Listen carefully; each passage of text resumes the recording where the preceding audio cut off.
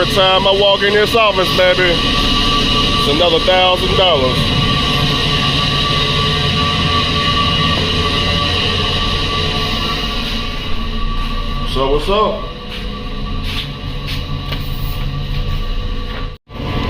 Mr. Charlie say, yeah, on the weekend, all the other carriers, man, they gotta do this 34-hour reset, and can't nobody show up, and man, the plant still gotta operate, man. Product still got to move. I said, is that right, Mr. Charlie? Good thing you call us, baby. We work 7 days a week, all damn day, as long as you pay that money, baby. But when you don't pay the money, Mr. Charlie, when you try to ask us, do we run a discounted service, or you want 50% off and things like that, we won't be here either. As long as you keep that money rolling, you can rely on us, Mr. Charlie. Mr. Charlie say, you was just here this morning, Andrew. Back so fast. And we're gonna be back again tonight, Mr. Charlie. You just make sure that money continue to roll in. But Andrew, all the other carriers, they gotta do their 34-hour reset for the weekend. Mr. Charlie, I'm not all the other carriers. That's why you called us. We're the best to ever do it. When you call us, baby, 7 days a week. Day shift, night shift, your shift, my shift. We work all shifts, baby. We don't stop around here unless the money stops. Now when the money stops, we're not available. We're not available. We're not available, Mr. Charlie. Now you see everybody on 34-hour reset. See, when you call us, Mr. Charlie, we understand how business works. We understand that the silos still need to be filled 7 days a week. The silos don't care nothing about no ELD device. Silos don't care about no Samsara, keep trucking. We understand it over here, Mr. Charlie. That's why when you call us, we get the job done every time. That's why you keep calling us back. Because everybody else you call, they ain't done nothing but cost you money. Yeah, they ain't done nothing but cost you money. Look at the last carrier you called, Mr. Charlie. You called one of them mega carriers out, they showed up with they $130,000 Mac pneumatic. They had the latest, greatest shoeshine tractor. They had all the brand new equipment. And what did they do, Mr. Charlie? They got loaded. They went up to the wrong silo. They started pumping off and cost you over $1 million when you had to empty the entire silo because it got contaminated, Mr. Charlie. See over here, Mr. Charlie, you ain't got to worry about them type of issues over here. Yeah, we gonna show up in the oldest equipment on the road, old and reliable. That's right, Mr. Charlie. Oldest. I'm talking about the absolute oldest trailer, oldest truck. Mr. Charlie, just leave it up to us, Mr. Charlie. Leave it up to the professionals, Mr. Charlie. We won't be costing you millions upon millions of dollars and all of that nonsense. We don't do that over here at C to the A to the J, but Mr. Charlie, I just got one problem. You see, Mr. Charlie, we're trying to get you to give us, dedicated work, Mr. Charlie. Yeah, you kind of just call us when you feel like it, that type of nonsense. We may have to go up on the prices, Mr. Charlie, unless we can just get something dedicated, at least tell us, hey, Andrew, we need you here 5 days a week or 3 days a week. Yeah, because then we can calculate, profit over here. But when you just call us and, we got to stop what we're doing for the other customers and things like, we might just start charging you like we charge all the other customers. Yeah, when they call us $10 a mile, Mr. Charlie, $10. Now, we ain't getting you for $10 a mile. It's more like $8, but we can go up. We can always go up 40 a ton. Hey, hey, Mr. Charlie, just saying, Mr. Charlie, you call us because we're the best. You can't find nobody else. That's why you call us. You already called everybody else. Everybody else came, sold, and damn near blew some shit up. We ain't blowing nothing up over here, Mr. Charlie.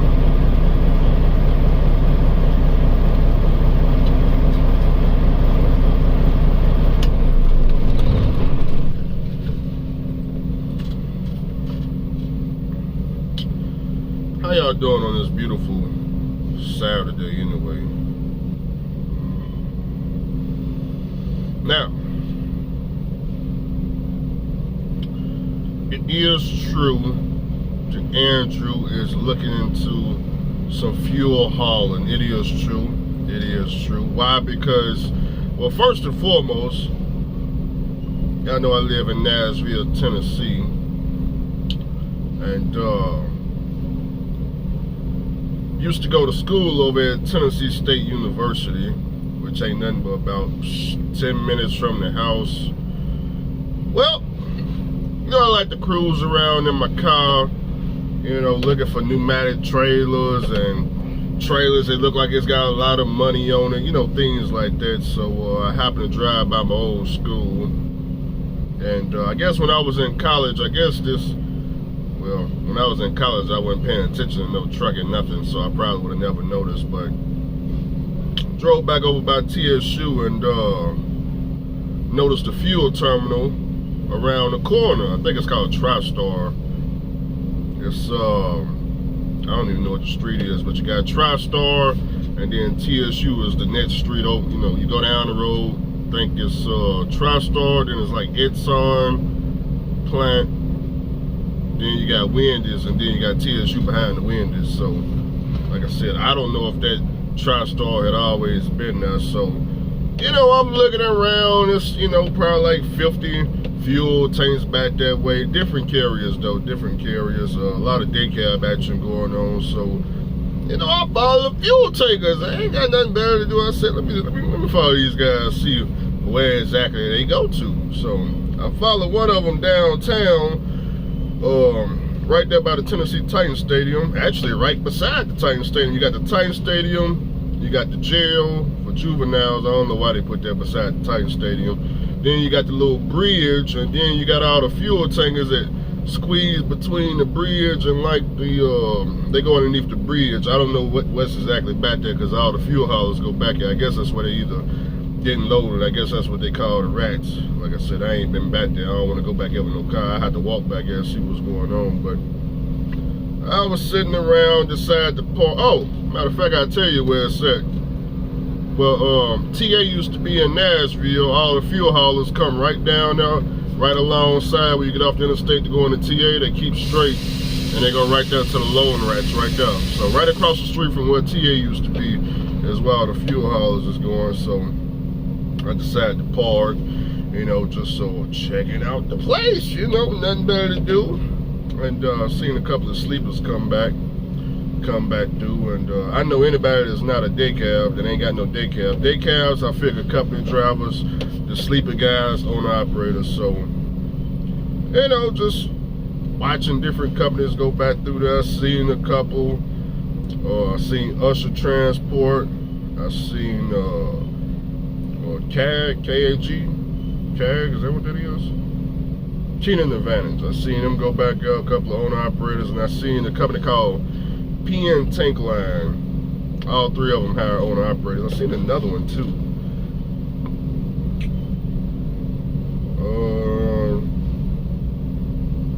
I can't think of the other one. Seen a couple go back through there. So I go on Indeed. I go on Indeed.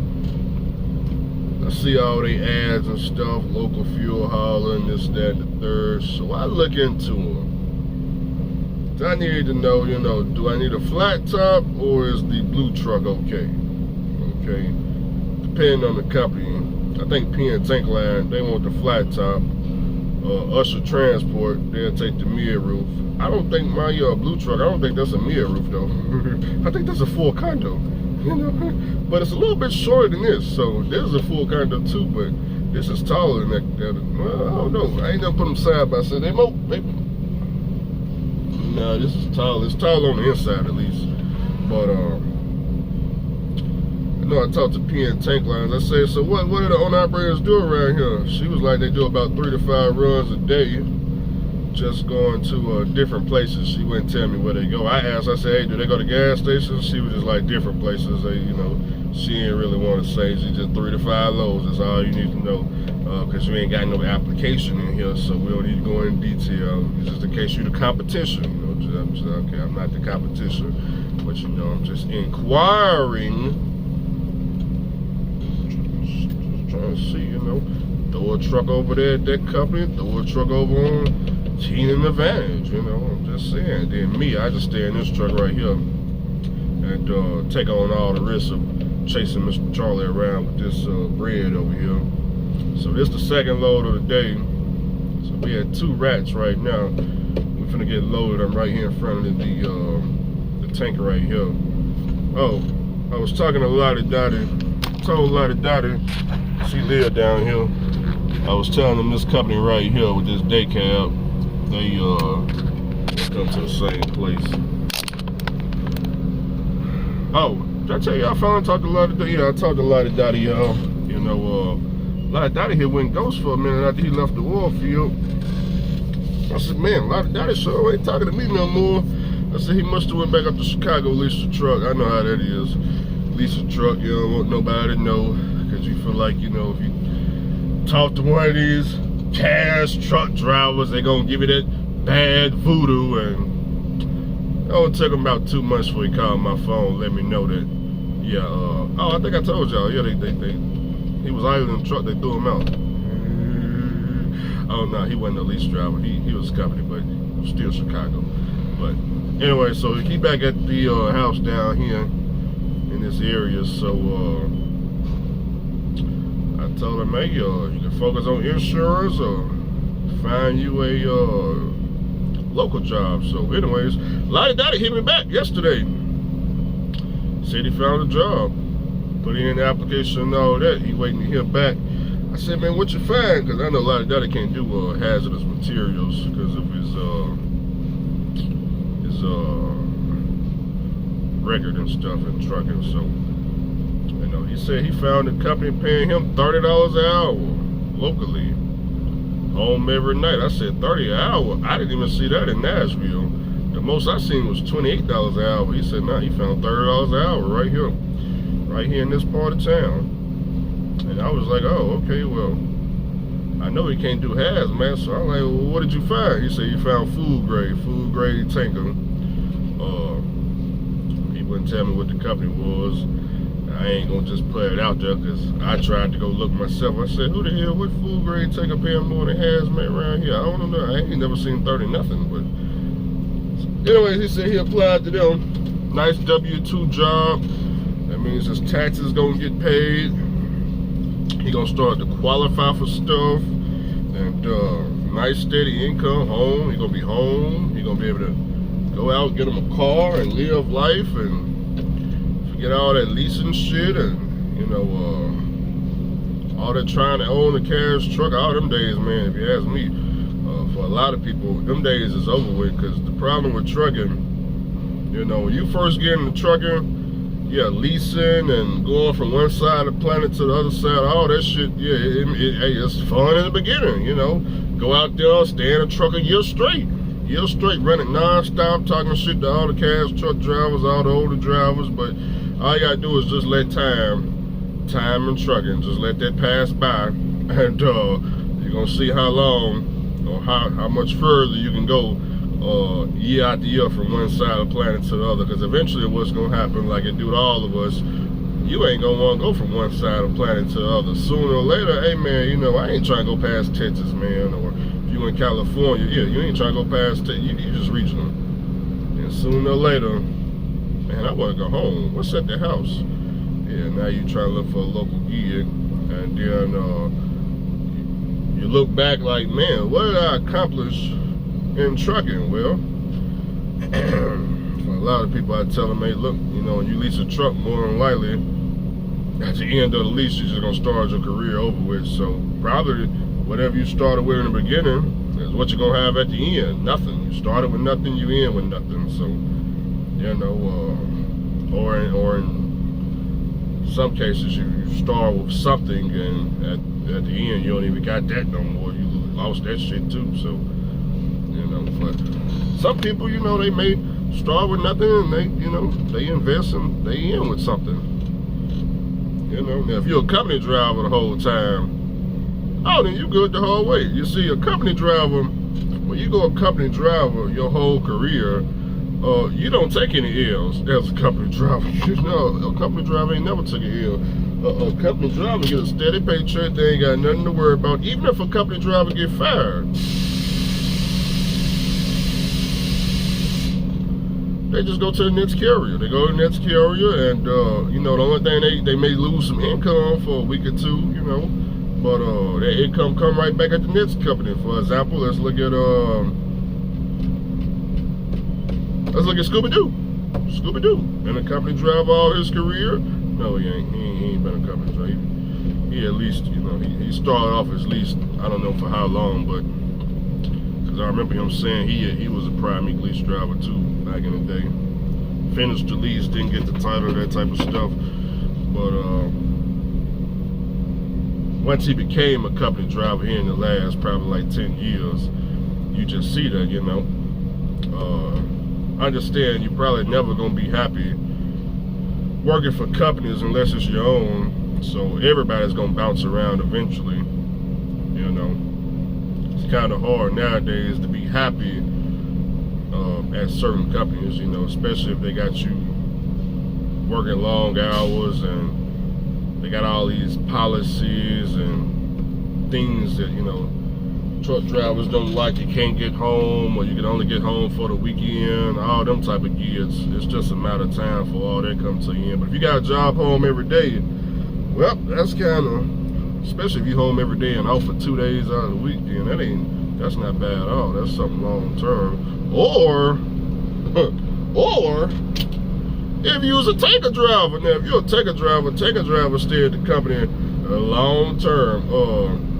The longest I ever in my whole career stayed at a company is when I was hauling hazmat tankers. Yeah, that's right. You know, when I first started out in 2015, got on with Night Transportation, did a year there, OTR. I did. That was the longest I had ever worked at a company until I went hazmat tanker over at Quality Carriers. And, you know, I live by the tank wash. Where everything I did over there, guess what?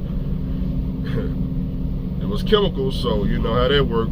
You know, you got to, anytime you switch products, you got to get a tank wash. So by me living by the tank wash, it means I get loaded, I go out and deliver, got the deadhead back to the tank wash, they get washed out. So I'm home out to every delivery. So how long can you, and then I'm owner operator at that. You know, that was when I hit 15,000 hour flat top pulling that hazmat. So that job, I would have never quit. The only reason I left there is because the engine blew up in the flat top. So, and it was COVID, you know, 2020 at that time. So, engine blew up, and the virus that hit America, y'all know how that worked. So, then I just ended up leaving Memphis altogether. So that's why I left QC. I left Memphis, moved out the city. Yep, moved out the city, left QC. I talked to the QC drivers too. Shout out to all y'all. Yeah, I see all y'all still at the terminal. You know, I talked to some of the drivers over there. Andrew, you coming back? I don't live in Memphis no more, but yeah, all the drivers are still there. They still there. The owner operators are still there. The company drivers are still there. Of course, now they told me, you know, QC didn't change. As I was working there, the load board had just came. Oh, that's another thing too. That's another reason I stayed over there so long. I don't know if y'all know this or not, but I'll tell you. I was the first, well, supposedly I was the first driver to get on the load board over at Quality Carriers. And when I got on it, that was the end of me ever talking to dispatch ever again. You know, they put me on the load board where I can dispatch myself and sit at the house on a laptop, get on the load board, find some hazmat loads going to Texas, take that, come on back. Or either I'll find hazmat loads going up to Ohio. That's all I ran them two states, Texas and Ohio. That was all I was doing. You know, depending on, you know, the weather conditions. You know, if it was snowing, we wasn't going up to Ohio. But got on that load board and I just stayed on that up until the truck blew up. But now they said they got everybody, all the owner operators now is on the load board. So if y'all go lease on the Quality Carriers, Everybody got access to a load board now, so you pick your own freight. You know, I don't know if it's a lot of freight on now. You know, since I was the first driver, I had access to all the freight. You know, I didn't have my only competition was the dispatchers, because they was booking me owner operators and company drivers off their load board. So, you know, that's another thing I can do. Technically, I can go put all 3 trucks on the QC and dispatch them all myself. They provide the truck. But see, I can't do that 65%. I can't do it no more. I done became motor carrier, and I all the money I done seen out here. I'd rather go out buy my own tanker, my own chemical tanker, buy my own goddamn hydrochem for the 10 rats, and try to find me a chemical customer. The problem is $5 million insurance policy, baby. Progressive don't do hazmat, so you know. I would make a whole lot of money if I was pulling chemicals, baby. If I was pulling chemicals, hazmat, oh my God. Oh my God. Boy, the type of money I'd be talking about, y'all wouldn't even believe it. Y'all wouldn't believe it. No, y'all wouldn't believe it. Y'all barely believe the rates I'm pulling for now. Yeah, you wouldn't believe that it hazmat shit I get on here talking about. Yep. Found me a load going cross country. Picking up out of Phoenix, Arizona over there. The plant that I go to in Phoenix, Arizona. What was that paint plant? Sherwin-Williams. Picking up out of Sharon. Is it Sherwin-Williams? Load of slurry. Non-hazmat though. No, I was going to Phoenix, Arizona. I don't even know where I was coming from. Oh, coming out of Arkansas. Coming out of Arkansas, going to Phoenix, Arizona, boy.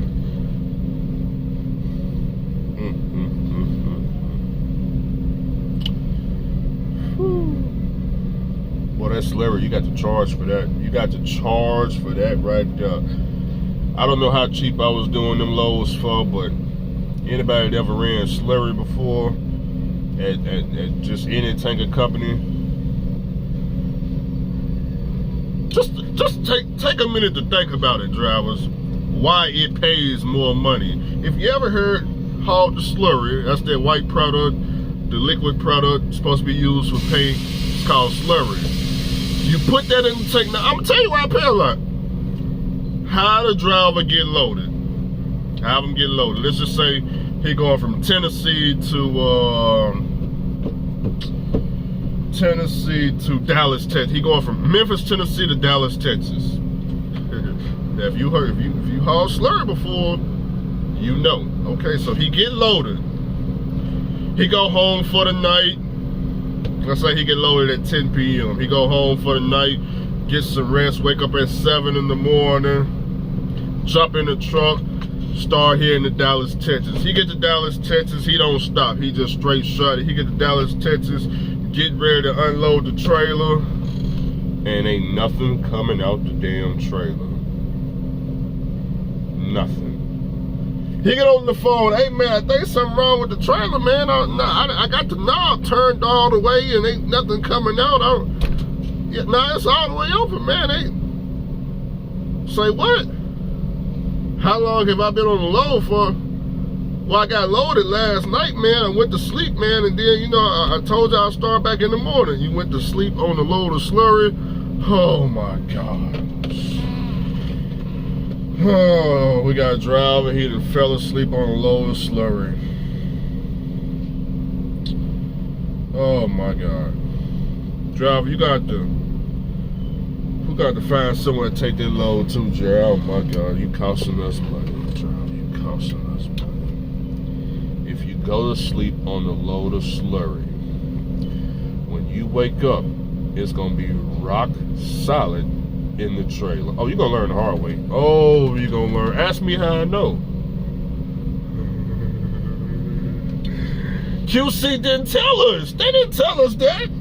We had to learn the hard way. A lot of us. Y'all remember that lane of slurry we had before they, I don't even know if they still got that lane, boy. You get over there to get ready to unload the damn trailer and the whole trailer is rock solid.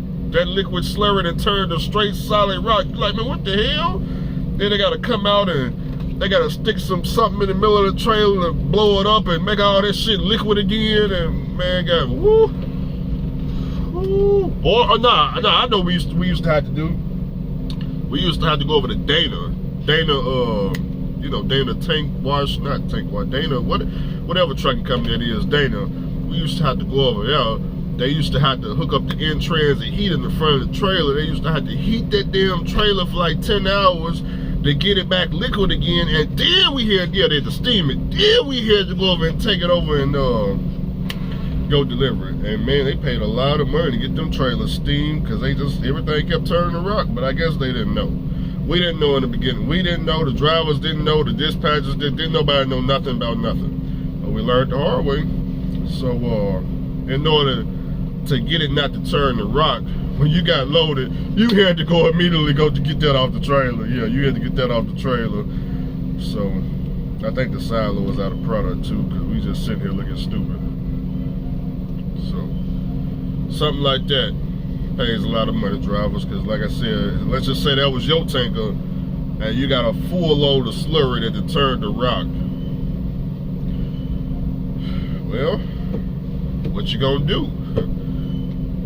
Yeah, the only thing you can do is call the tank wash, wherever that's at. Call the tank wash, let them know, hey, you got a load of slurry turned to rock. You're gonna need to pay for some in-transit heat overnight, 10 hours of in-transit heat. And tank wash will let you know, all right, well, you know, we charge, you know, $200 an hour. You say you got heated up for 10 hours? Well, 10 hours, $200 an hour, baby, come over here and get heated. I don't know what they charge for in-transit heat because I never paid for it. I was leased on to the company, so you have to call the tank wash and figure that out. But if it's, like I said, if it's your truck and trailer, your authority, you're going to figure out what the tank wash charge. And don't forget, you still got to come back afterwards and get the trailer washed out for the $400 some. So, yeah, that's what I got going on. I don't know what's the hold up here.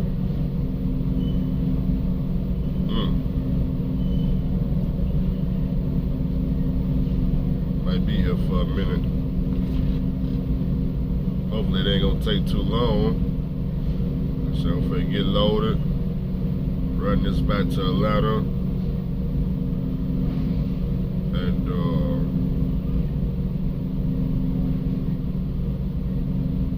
yeah, that's gonna be it right there. Run this back to Atlanta, get unloaded, probably hit up JJ's, race back over here, grab another one, get back over here about like 9 p.m., 8 p.m., somewhere like that. Keep the money rolling, man. Keep the money rolling. Truck is doing fine, trailer doing fine, all the equipment is doing fine, you know. So that's where we at with it. Can old equipment go OTR? Every time you watch this channel, you see me moving, right? Do you need a new trailer, Andrew, to haul pneumatic products? Do you see me with a new trailer? Do you see me paying some dealership thousands of dollars a month, you know, just for a bunch of chrome on the trailer? I'm not doing that. I've been doing it too long to be that stupid. Well, Andrew, don't you need a truck with DEF and EGR and DPF? Don't you need all that on your truck, Andrew, to cross state lines? Only a fool thinks like that. Only a fool. So, you know, I've been in trucking too long to be that stupid. Okay, so we're gonna get back with y'all in the video later on today or tomorrow.